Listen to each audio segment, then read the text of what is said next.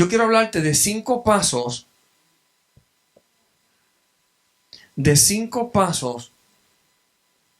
para traer la presencia de Dios a nuestra vida.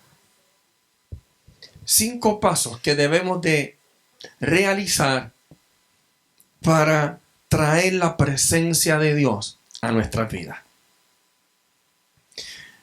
El arca de Jehová tipificaba la presencia de Dios.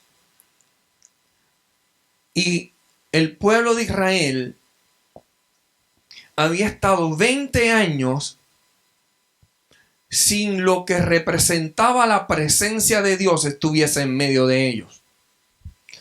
Quiere decir que eran 20 años que cuando hacían algún sacrificio, aquellos sacrificios no lo hacían delante de lo que representaba la presencia de Dios sobre la tierra. Así que todo era un ritual. Pero cuando David comenzó su reinado, él propuso en su corazón que aquello que se celebraba no fuera sin la presencia de Dios. Yo quisiera ponerlo en este tiempo, que cada culto que se dé, que cada vez que se congregue la iglesia, que cada vez que se presente una actividad, cada vez que se haga cualquier cosa que hagamos, esté la presencia de Dios. 20 años, los cuales se oficializaban los servicios religiosos, pero no delante de la presencia de Dios.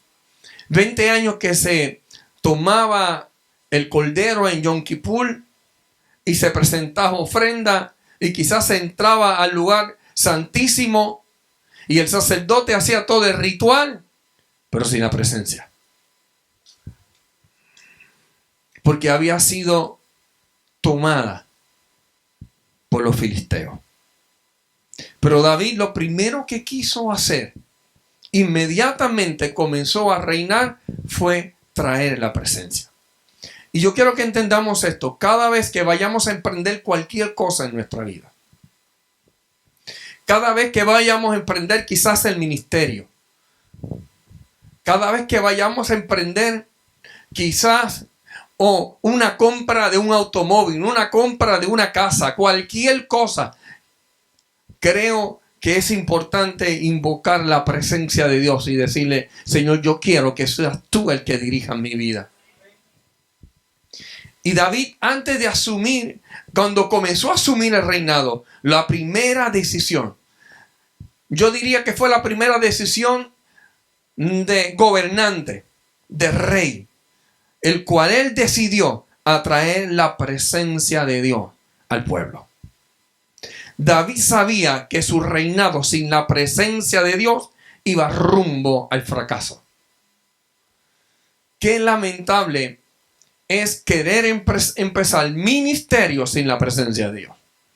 Qué difícil debe de ser comenzar a levantar un ministerio sin su presencia. Ahora, pero para traer el arca o para traer la presencia de Dios, tenía sus reglas, tenía sus condiciones. Tenía que ser traída de una manera que Dios había establecido. Y David tenía en su corazón el trasladar el arca, el buscar el arca y traerla nuevamente al lugar donde le correspondía estar el arca. Pero ignoró lo básico. Dígale que está a su lado: con buenas intenciones no es suficiente. Hay gente que quiere lanzarse al ministerio, pero ignoran las instrucciones de Dios. Hay gente que tiene el llamado, hay gente que Dios le ha llamado, que Dios le ha dado realmente la unción para el ministerio, pero ignoran lo básico. Y esto le ocurrió a David. David no estuvo atento. David no tuvo en cuenta que para traer la presencia de Dios al pueblo tenía que tener unos detalles. ¿Sabe qué, iglesia? Es siempre, y que tenemos que tener en cuenta, que siempre debemos entender que no siempre nuestro primer intento de traer la presencia de Dios va a resultar. Porque quizás lo queremos hacer a nuestra forma. Quizás queremos traer la presencia de Dios a nuestra casa, pero diga conmigo, al estilo religioso no.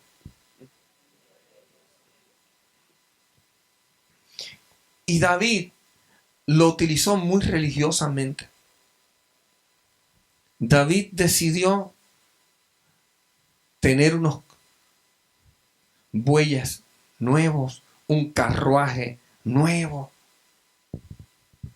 Y decidió hacer todo aquel culto para traer la presencia de Dios. ¿Saben? Lo primero que él hizo fue invocar. Invocó a gente. Wow. ¿Usted sabe lo que era invocar? No 10 personas, no 5 personas, 30,000 personas fueron invocadas para la manifestación de la trasladar el arca. Pero ignoramos lo básico. Número 1, para trasladar el arca, para trasladar la presencia de Dios, lo primero que tenemos que hacer es preguntarnos. Dígale que está a tu lado. Lo primero que tenemos que hacer es preguntar.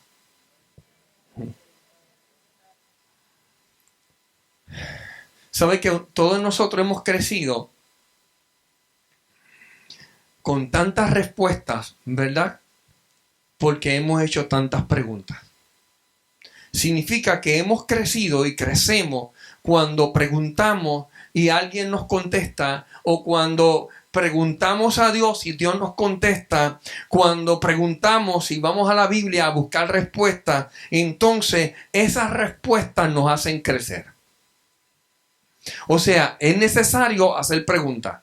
Dile que está a tu lado, no te quedes callado, pregunta.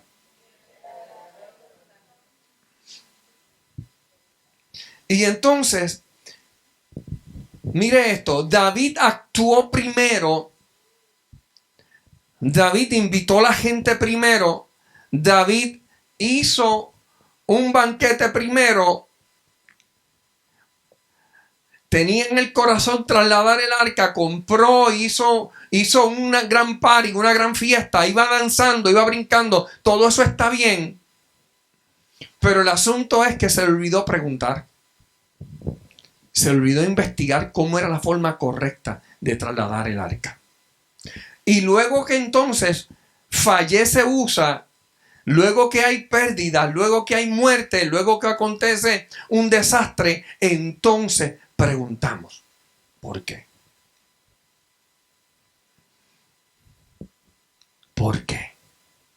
Y entonces David, luego, cuando comienza a escuchar de que había bendición en la casa donde lo había enviado, mire esto para que usted vea lo que es la mente humana.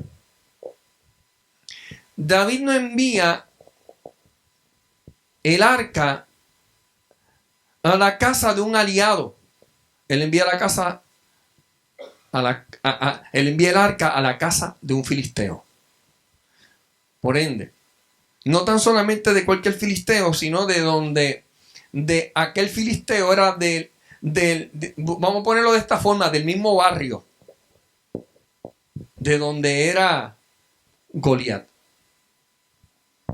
Y entonces allí envía el arca. Y en la casa de este varón que recibe el arca, ¿sabe lo que acontece? Que comienza a recibir bendición. Obed-Edom comienza a recibir bendición y comienza a ser bendecida su casa. Y entonces llega a los oídos de David que la casa de Obed-Edom estaba siendo bendecida. No tan solamente él, sino también sus vecinos estaban siendo bendecidos. O sea, el barrio se llenó de bendición. Diga conmigo, la presencia de Dios trae bendición. Cuando la llevamos y la gente la utiliza de la forma correcta. Y entonces, ¿qué ocurre? Entonces David, ahora, con lo que debió haber comenzado, ahora, en su segunda oportunidad, porque Dios es un Dios de oportunidades. O sea, aquí vemos las oportunidades de Dios para trasladar la presencia.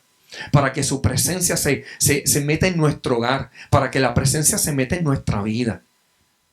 No de algún momento, de poco en poco, sino de que la presencia sea una presencia continua.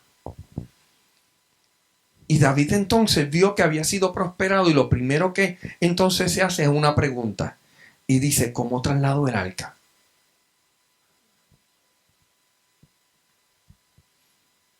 Y entonces hay momentos de preguntar, ¿cómo puedo trasladar la presencia de Dios a mi vida? ¿Cómo puedo trasladar la presencia de Dios a mi casa? ¿Cómo puedo trasladar la presencia de Dios? ¿Cómo puedo trasladarla a donde quiera que yo esté? ¿Sabe que el apóstol está preparando un video para ponerlo aquí en la iglesia?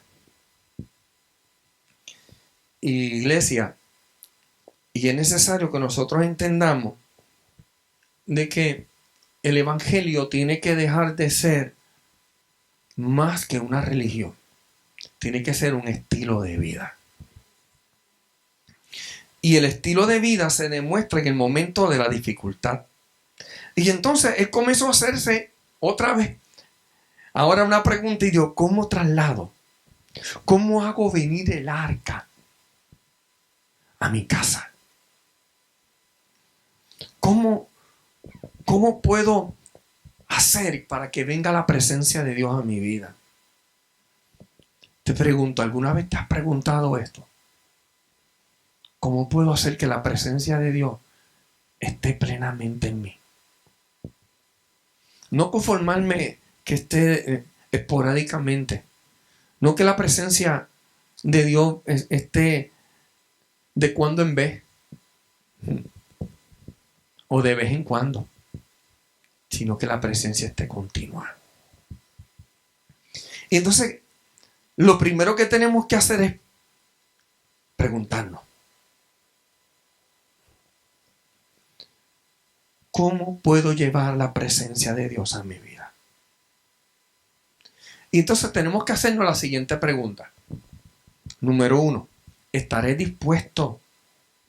No tan solamente a Edwin Casillas cargar la presencia de Dios, sino estoy dispuesto a reunir a mis amigos. Estoy dispuesto a reunir a mis vecinos. Estoy dispuesto a reunir a mis compañeros de la iglesia, los que llamo hermanos de la fe. Estaría dispuesto a reunirnos para trasladar la presencia, que la presencia de Dios no tan solamente esté sobre mí, sino también que esté sobre mi vecino, que la presencia de Dios esté sobre mi hermano, la presencia de Dios esté sobre nuestros padres, la presencia de Dios esté sobre nuestros compañeros del ministerio. Pero qué lamentablemente es que podemos ver gente los cuales quieren que Dios haga cosas poderosas en sus familiares, en sus amistades, en sus amigos, pero solamente quieren cargar la presencia de Dios a ellos. David reunió a 30,000 para cargar la presencia de Dios, para que disfrutaran de la presencia de Dios. Entonces tenemos que preguntarnos, ¿seré yo tan egoísta que no quiero compartir la presencia de Dios? o tendré que preguntarme por qué no me atrevo a invitar a otros para que también sean impregnados de la presencia de Dios. Y entonces tenemos que analizar si realmente nosotros debemos de comprar un carro nuevo para trasladar la presencia de Dios. De verdad que ¿qué cosas tenemos que hacer para poder trasladarla? ¿Qué vestimenta será? ¿Será que la ropa que estoy utilizando no es la adecuada para trasladar la presencia de Dios? ¿Será que me tengo que vestir de religioso para trasladar la presencia de Dios? Y entonces, o me tengo que hacer como exclusivo.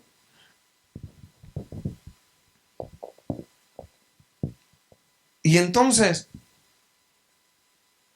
la primera pregunta que tendríamos que hacernos es: ¿estaré dispuesto?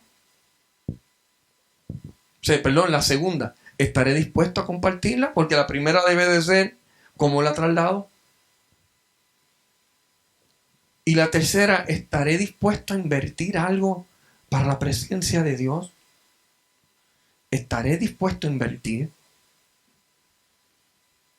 para que la presencia de Dios se manifieste en nuestra vida? Creo que hay que invertir tiempo.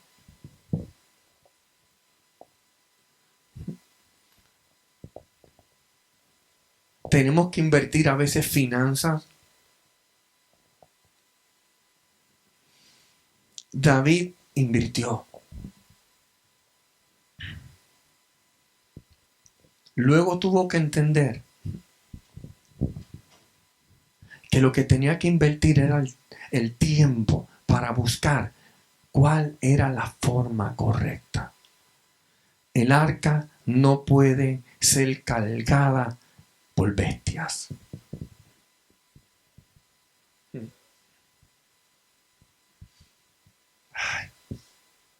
El arca no puede ser transportada por mentes, cabezas de burro, gente con razonamiento humano. La Biblia dice que la mente animal, quiero utilizar esa versión porque hay otra que dice la mente carnal, pero hay una versión que dice la mente animal no puede percibir las cosas que son del Espíritu. El arca no podía ser transportado por bueyes, sino tenía que ser transportado por ministros. La presencia de Dios no puede ser transportada a un objeto. La presencia de Dios no puede ser transformada a un pedazo de madera, un pedazo de cemento que la gente le llama altar y dice, porque esto es santo. Yo creo que quien es santo eres tú. Tú eres el que tienes que ser santo. Y todo lo que tú toques, entonces se debe convertir en un objeto santo. Pero le damos más prioridad y santidad a los objetos. ¿En qué estamos invirtiendo nuestro tiempo? ¿Es que estamos invirtiendo el tiempo que le corresponde a Dios?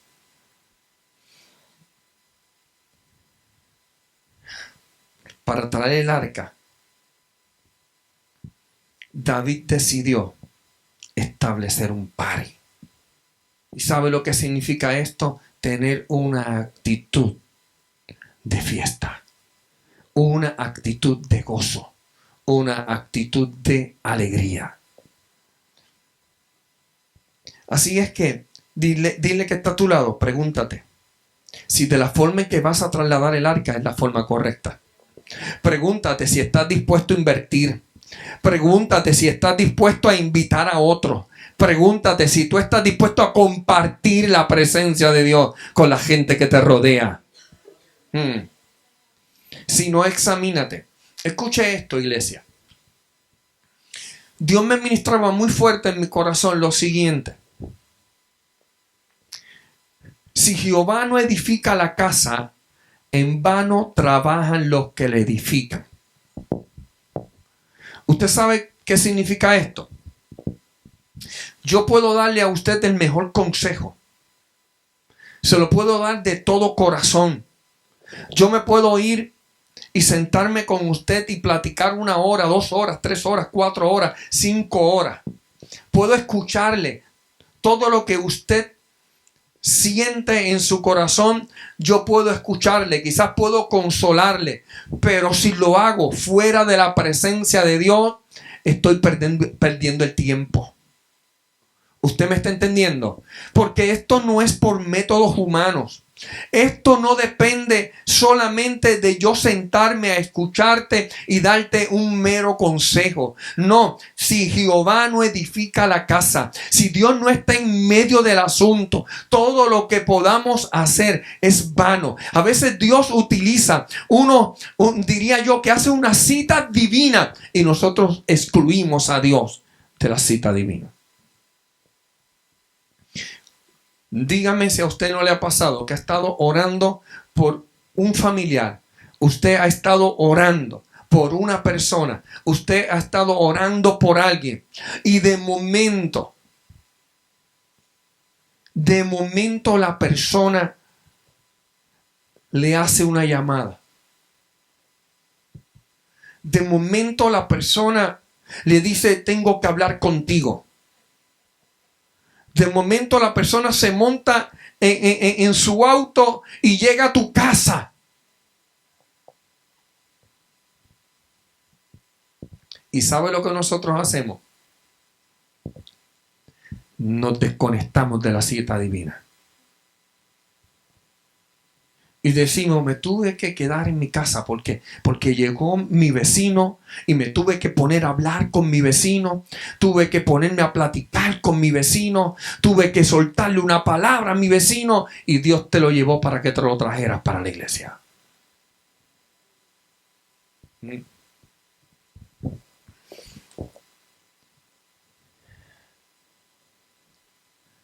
Dile que está a su lado, es momento de hacer pausa.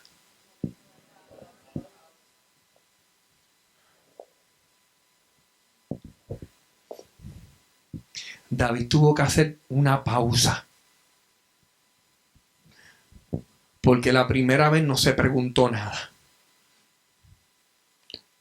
Y tomó malas decisiones. Estuvo dispuesto a invitar gente. ¿Me escuchó? Estuvo dispuesto a invitar a la gente. David estuvo dispuesto a hacer la fiesta, a invertir por los bueyes, por los animales. Estuvo dispuesto a invertir. Y el problema ahora no era que estaba dispuesto a invertir o no estaba dispuesto a invertir, si estaba dispuesto a invitar o no estaba dispuesto a invitar. El asunto es que no hizo una pausa y dijo cuál es la forma correcta. ¿Me está entendiendo? Hay situaciones que te vas a enfrentar con gente que tienes que montar en el auto y te lo tienes que traer para la casa. Porque no se trata de ti, sino se trata de él. Mire esto. ¿Cuál es el propósito? Vete y no peques más. Pero eso no lo dice Edwin, eso lo dice Jesús. Y para que entonces, escuche esto es bien importante porque hay veces que los cabezas de burro utilizan el concepto correcto y los que supuestamente tenemos la mente de Cristo no lo utilizamos. Cuando cogen a la mujer adúltera en el pleno acto del adulterio, ¿hacia dónde llevan a la mujer adúltera? ¿Lo llevaron a los sumos sacerdotes o lo llevaron a los pies de Jesús? Lo llevaron a los pies de Jesús. Para que estableciera juicio sobre ella. Porque era un rabí. Era un rabino. Y entonces ellos, conocedores de la palabra, dictaminaban cuál era la sentencia o qué era lo que había que hacer. O sea, que aquella gente sabía que Jesús podía determinar una palabra, una sentencia sobre aquella mujer. Y Jesús, ¿qué fue lo que hizo? Se fue a nivel de ella, escribió en tierra y le dijo, el que esté libre de pecado, arroje la primera piedra. Dice que todos soltaron poco a poco y ninguno se atrevió a tirarle y se fueron todos. Ahora, pero le llevaron a Jesús, a los pies de Jesús, aquella mujer que estaba llena de necesidad.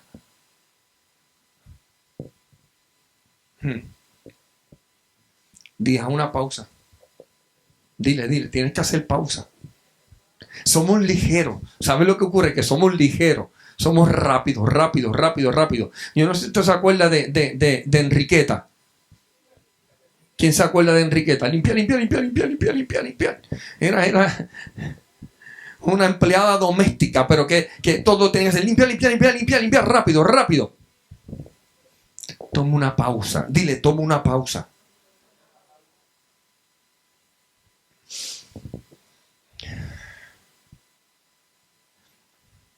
Necesitamos hacer pausa en nuestro ministerio. Necesitamos hacer pausa en nuestras decisiones. Somos muy rápidos. El apóstol dijo algo que no me gustó. Yo lo siento. Me voy a quedar en mi casa. No. Hey, haz una pausa. Y medita si la palabra que soltaron fue el apóstol o fue Dios que te habló. ¿Con quién realmente me estoy molestando? ¿Me estoy molestando con la palabra que habló el apóstol o me estoy molestando realmente con la palabra que Dios me dijo? Haz una pausa para que vuelvas a armar la estrategia. Haz una pausa. David traslada el arca, hace una pausa, pero siempre estuvo pendiente de la presencia. Dile, el hacer una pausa, dile a tu hermano, el hacer una pausa no significa que te quites, sino medita. ¿Qué hice mal? ¿Qué no debí hacer?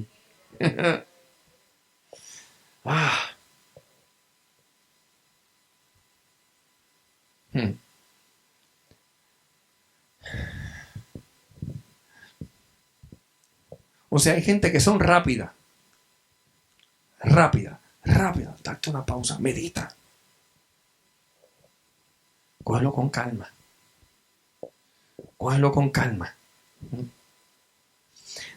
Él tuvo que analizar y preguntó, ¿qué es de la presencia de Dios? Y dijo, ¿dónde está la presencia de Dios ahora? Está prosperando. Donde está la presencia de ahora se están multiplicando. Donde está la presencia de Dios ahora están creciendo. Y entonces él dijo, espérate, yo quiero crecer. Pero ahora voy a ver cómo es la forma correcta. Así que rectifica. Dile que está a tu lado, rectifica. Debemos rectificar. Debemos analizar cuál ha sido el proceder nuestro. Y entonces cambia la ecuación. Toca al hermano que está a tu lado y dice, cambia la ecuación. Usted me está entendiendo. Es que queremos hacer las cosas de diferentes formas.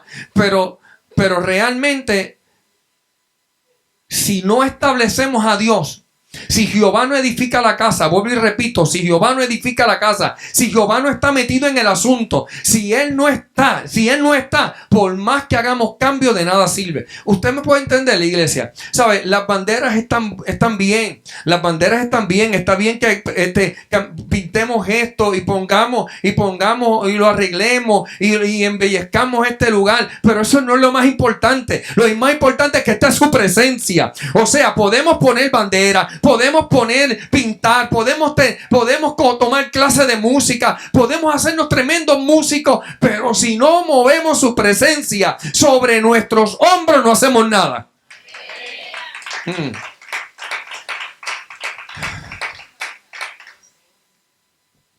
Así es que cuando hacemos una pausa, ¿qué es lo que tenemos que hacer? Diga conmigo, para el oído. No, dilo duro, para el oído.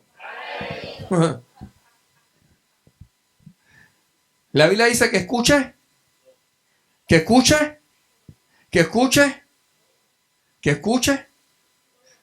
Dígalo conmigo todo. Que escuche y que deseche y que retenga. Ahora yo le voy a decir algo, que es bueno y que es malo. Si tiene virtud alguna, ¿en eso qué? En eso vamos a pensar. Todo lo bueno proviene de Dios, del Padre de las luces. Todo lo que debemos de hacer es establecer la voluntad de nuestro Padre que está en el cielo. ¿Y cómo puedo establecer la voluntad? Escuchando su palabra. Dile, escucha la palabra. Escucha su palabra. ¿Sabe lo que ocurre? Que a veces comenzamos escuchamos lo malo. Yo no sé si a usted le pasa de que escucha malas noticias y malas noticias.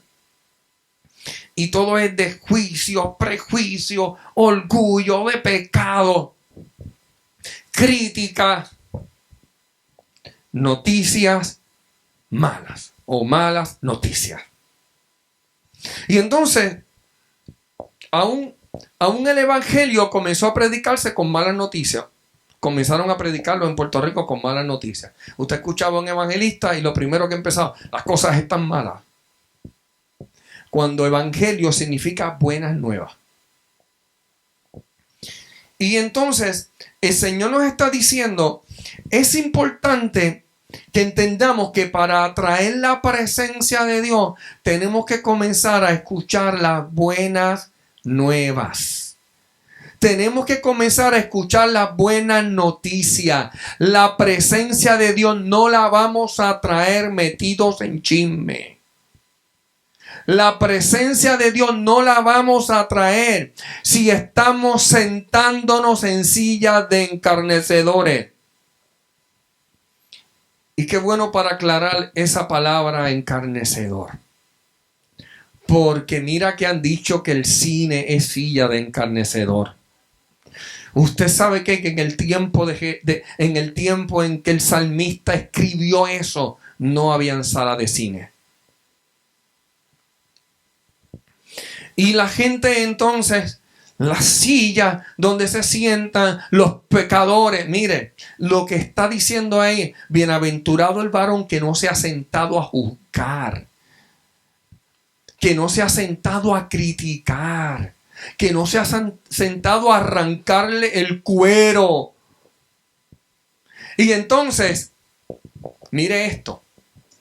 El problema es que la gente lo ha establecido para los bares, lo ha establecido para los sitios, quizás para el mall, vuelvo y repito, para el cine, pero no lo ha expuesto para la iglesia.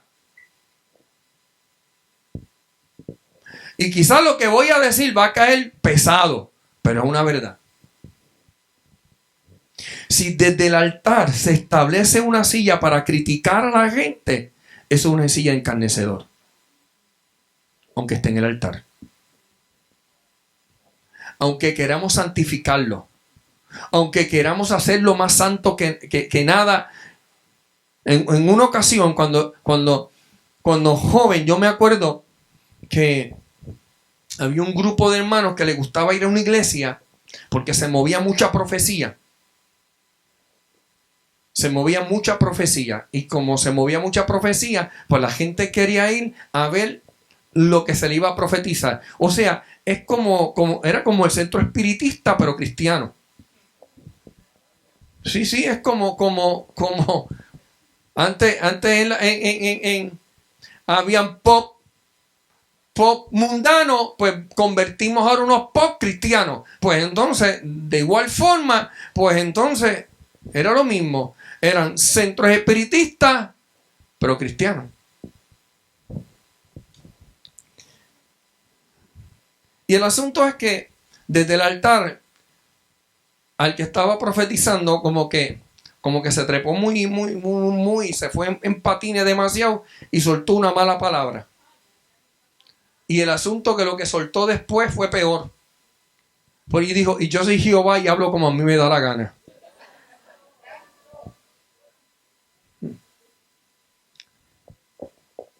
Desde los altares. justificando sus malas conductas. Escucha lo bueno. Dile que está a tu lado, escucha lo bueno.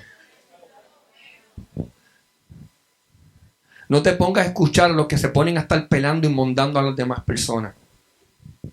A los que siempre están criticando a la gente. Los que siempre están buscando lo feo y lo malo, pero no se examinan. ¿Sabe cuál es el problema? Que cuando nos sentamos a juzgar, nos olvidamos de que esto es una rueda. Y que en el momento dado yo estoy arriba y de momento estoy abajo y necesito del que esté de arriba. Y entonces nos olvidamos de eso. Y mientras yo no estoy en la situación, juzgo al que esté en la situación. Pero cuando yo estoy en la situación, quiero que los demás se compadezcan de mí. Y la Biblia nos habla que hay una regla de oro. Y esa regla es tan sencilla como haz con los demás como tú quieres que hagan contigo. Así es que ten misericordia. La Biblia dice que con la misma vara que tú midas, con esa misma serás medido. Y esto lo que está diciendo es lo siguiente: si tú juzgas a una persona sin misericordia, tú serás juzgado sin misericordia. Así es que mete la misericordia. Mete la compasión, por si acaso alguien no sabe lo que significa misericordia. Compadécete. Ponte en el lugar de tu hermano. Siente el dolor que él siente. Para poder entenderlo, no te pongas a cuestionar. Solamente bendícele. Solamente declara a favor.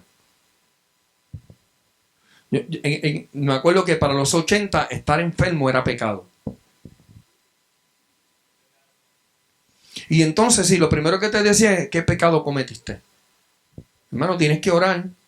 Tienes que orar. El asunto es que luego le explotaron cánceres a esa gente y fueron escondidos. Se escondieron. O sea, porque claro, tiraron piedras sobre techos y se olvidaron que su techo era de cristal. Así es que es mejor, di conmigo, Dios nos dio 2 orejas. ¿Sabe por qué? Para que escuchemos más y hablemos menos. Imagina que Dios nos hubiese dado 2 bocas. Santo. Ahora mire esto. Él comenzó a escuchar que Jehová había bendecido la casa de Obed-Edom. Él había escuchado que la casa del Geteo había sido bendecida y el barrio había sido bendecido. Significa que la presencia de Dios trae bendición. La presencia de Dios trae bendición a nuestra vida. Nuestras vidas serán bendecidas. Dios estará con nosotros y le voy a decir que es bendición la cual estoy hablando. Hay enfermedades que hubiesen matado a otro y a ti no te mató. Hay condiciones que a otro lo llevan a un ataúd y a ti no te llevó. Significa que entonces eres un bendecido, porque en medio del dolor, en medio de la enfermedad, en medio de la crisis, Dios estuvo contigo como poderoso gigante. Número 4. Vuelve a darle lo mejor a Dios. ¿Sabe lo que significa esto? Da pasos. No te detengas, camina. ¿Sabe lo que hacían? David entonces entendió que cada vez que los sacerdotes cargaban el arca, la presencia de Dios, y daban 6 pasos, establecía un sacrificio. Mataba bueyes. Y entonces el Espíritu me mostraba lo siguiente: yo le doy lo mejor a Dios cuando ya me detuve, medité lo que tenía que meditar y ahora prosigo a caminar. O sea, el quedarnos detenidos no es para siempre. La pausa, la palabra lo dice, pausa. Significa que vas a detenerte un momento para ver, evaluar o reevaluar cómo debe de actuar para entonces continuar la marcha. Y entonces lo que nos está diciendo la palabra es lo siguiente, que David entendió que no era con un carro al garete, a lo loco por ahí seguir y llegar. No. Tenían que entender de cada 6 pasos hacían un sacrificio. ¿Por qué cada 6 pasos? Número 6 es el número de humanidad. Representa al hombre. El hombre fue hecho en el día sexto. Y entonces cada vez que el hombre llega a su humanidad, que es lo que utilizamos mucho para pecar, para los deslices, es que soy solo humano. Muy débil soy. O sea, arrastramos canciones antiguas que nos justificamos. Justificamos nuestras debilidades, justificamos nuestra flaqueza y justificamos nuestros pecados. Y entonces aquí lo que el Señor está diciendo, el establecer la voluntad de Dios, ¿sabe lo que significa? Detente lo que te tienes que detener y continúa cuando tienes que continuar. O sea, no es eterno el detenerte. Sigue la marcha. Pero cuando encuentres que diste 6 pasos y tu humanidad se quiere establecer, sacrifica. ¿Qué vas a sacrificar? Las áreas carnales. ¿Qué vas a sacrificar? Lo mejor de ti. Porque el asunto es que muchas veces nos creemos que somos los mejores. Y muchas veces creemos que ya somos como Coca-Cola en el desierto. Y nos creemos como los caballotes, como las expresiones que se escuchaban antes. Pues quiero decirte, bájate del caballo. O sea, nos creemos los burros o el asno que cargó a Jesús, que le pusieron palmas, que le pusieron un montón de cosas y él se sentía orgulloso. Y entonces en el pesebre comenzó a expresar todo lo que hacían, que le ponían palmeras, que le ponían mantos, y él caminaba sobre esos mantos, y él se creía un pura sangre, se creía un caballo de esos del hipódromo, se creía un caballo de paso fino, y solamente era un burro. Y el pollito le preguntó, oye burro, y cuando tú ibas caminando, ¿quién estaba sobre tus lomos? Bueno, sobre mi lomo estaba Jesús. Y él le dijo, burro, ¿y tú crees que a ti era que te estaban poniendo los mantos y que te estaban poniendo las palmeras? Quiero decirte que tú recibiste el beneficio porque Jesús estaba sobre ti. Significa que hay bendiciones que usted y yo hemos recibido, no por nuestra gloria, sino por el que está encima de nosotros. Y entonces la gloria no nos pertenece a nosotros, sino le pertenece a Él. ¿Usted me está entendiendo, iglesia? Lo primero que entonces damos somos pasos. Y cuando creemos que somos algo, sacrifícate. En otras palabras, cada vez que se te trate de trepar el orgullo, asesínalo. Así que cuando damos paso y llegamos a nuestra humanidad, lo que entendemos es que nuestra humanidad hay que sacrificarla. Dile, no te justifiques. Porque a Dios hay que darle lo mejor. Y cuando hablamos lo mejor, es aún lo mejor nuestro. Amén. Dile, sacrifica. Ahora, cuando sacrificamos, entonces entendemos que Dios comienza a cambiar nuestro lamento. ¿En qué? En baile. Y entonces allí iban sacrificando, pero David iba danzando. Sacrificaba, y cuando sacrifica, ¿qué es lo que hace? Te regocija porque estás dándole lo mejor de ti a Dios. Hay gente que sacrifica con amargura, pero Dios nos está diciendo que sacrifiquemos con gozo. Y cuando sacrificamos con gozo, lo que hacemos es que danzamos. O sea, la danza, cuando vemos las jóvenes aquí y los varones aquí danzando, lo que estamos viendo es gente que se está gozando. Se está gozando porque están dejando de ser ellos para glorificarle a Él, para engrandecerlo a Él. Son gente que sacrifican y se gozan cuando sacrifican. Establecen danza. Ahora mire esto. Número 5. Cuando nosotros entendemos esto, entendemos que tenemos que aprender a darle lo mejor a Dios. Entendemos que va a venir la victoria sobre nuestra vida. Vamos a ser llenos, aunque nos critiquen. A David lo criticaron porque danzaba con toda la fuerza. A David lo señaló su esposa porque danzaba con todas sus fuerzas. Pero el pueblo se estaba gozando de que la presencia estaba entrando al pueblo.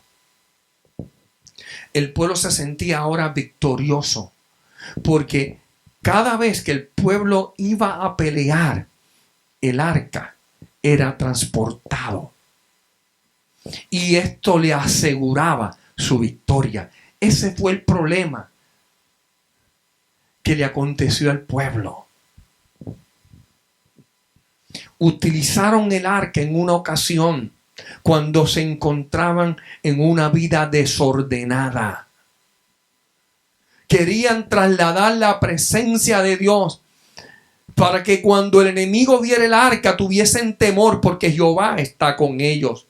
Y los filisteos dijeron: ¿sabes qué? No vayamos a huir, vamos a enfrentarnos a ellos.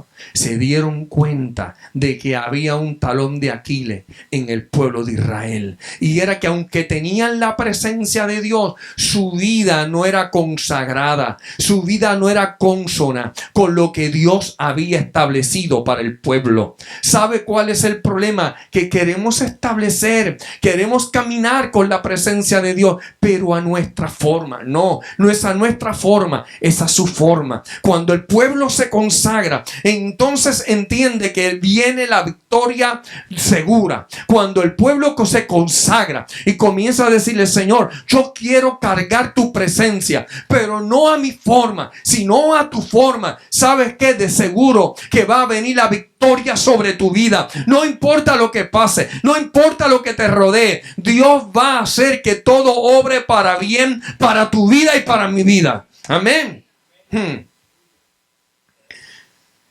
Quiero concluir con esto.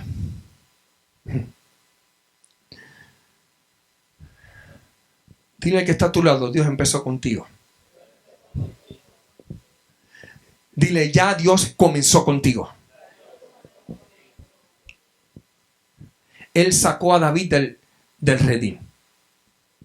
A ti te ha sacado de una vida ordinaria. Dile: Dios te sacó de una vida ordinaria. Dios te sacó de la rutina. Él te ha establecido como príncipe. Él te ha establecido como princesa. Él va a estar contigo. Yo quiero que tú te ministres esto. Dios va a estar contigo. Reconoce: Dios va a estar conmigo. Dios va a destruir a mis enemigos. Por eso quiero trasladar el arca. Por eso quiero trasladar el arca. Dilo conmigo: quiero trasladar el arca. Dios está buscando gente que estén dispuestos a negarse, que estén dispuestos a sacrificarse por Él, para Él darle la victoria. Ponte en pie.